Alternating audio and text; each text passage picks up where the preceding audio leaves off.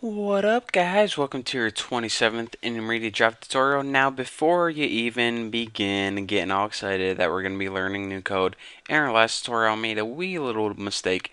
Add a new line after this last %d. It's going to make it real easier for you in the future. So, in this run method, make sure to add a new line right after this %d.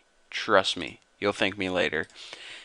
So anyways, we created this class called Tuna, which evidently made some object and had this run method in it. And I told you guys I was going to teach you guys something about threads. So let's actually create the thread. So here's our code. How do we create a thread from it? Well, in order to create a thread, here's what we need to do. Type thread and then give it a name, T1, and then we need to set it equal to new thread, and as your parameter for this, you write what class do you want to make that thread from. And we wanted to create it from the new Tuna class, and aside from this, our Tuna class has a constructor, and this is the name of the thread. So I'm going to name this first thread 1. And again, you can't pass a class in here unless it implements runnable. So that's another thing it checks for. So look at this. Let me take one of those ends away, and look at this. I get an error right here and says, oh, hold on. You can't use this class. It didn't implement runnable.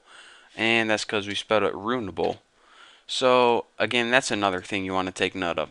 So what this does is it creates a thread object from this class, and again, all this thread is going to do is it's going to give it a name, give it a time, and put it to sleep. Pretty much the most boring thing you can do to a thread. So let's go ahead, and I told you guys, unlike regular code where you run something 1, 2, 3, 4, all of these things are going to run simultaneously. So let's go ahead and let me prove that. Let's go ahead and make 2, 3.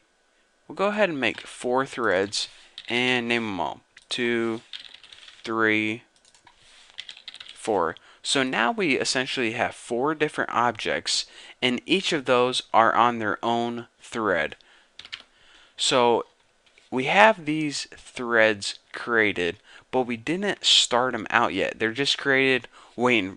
They're like, come on, come on, let me go, let me go, let me go. So now, before we shoot the gun and let them all loose, here is how we start them.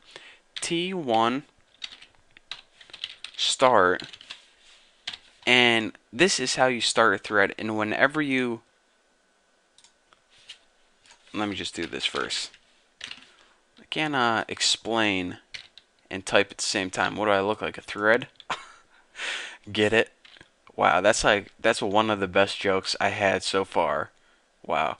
If anyone's making like the best of Bucky video, I would definitely put that in because I'm proud of that one. And I'm probably going to use it in my like the next 5 tutorials. So just let that sink in for a moment. And anyways, so instead, well, let me go ahead and run this. See, I keep thinking of ways to make this easier for you guys. Whoa, easy there, Hoss. Alright, let's scroll up. And alright, so here's what we got.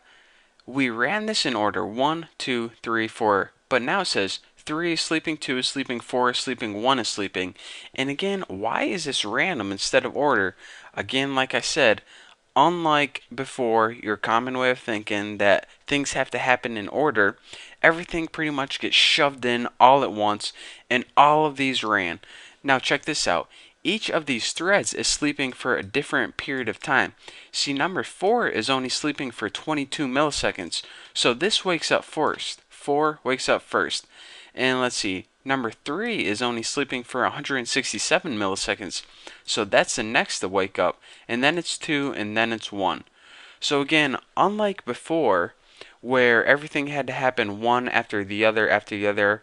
I mean, 1 didn't have to go to sleep and wake up, and then 2 didn't have to go to sleep and wake up.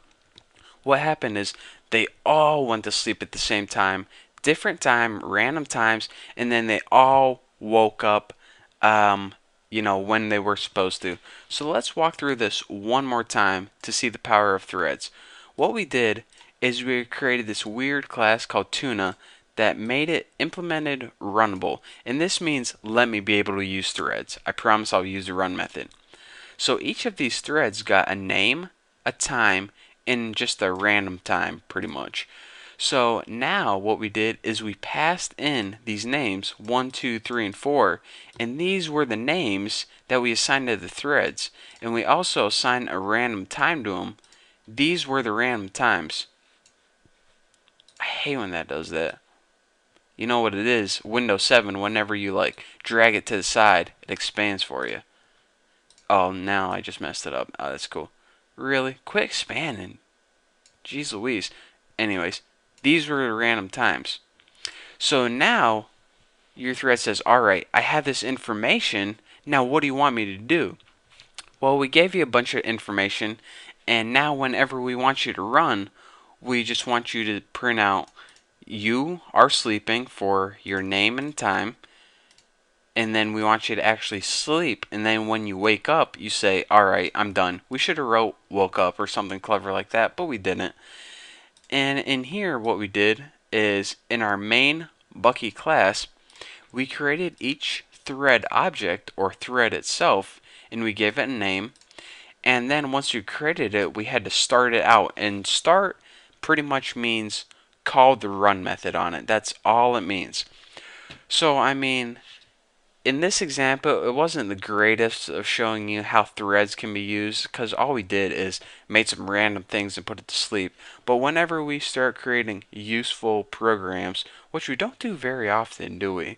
But once in a while we do, then you're going to see the power of threads. So hopefully you understand this a little bit more.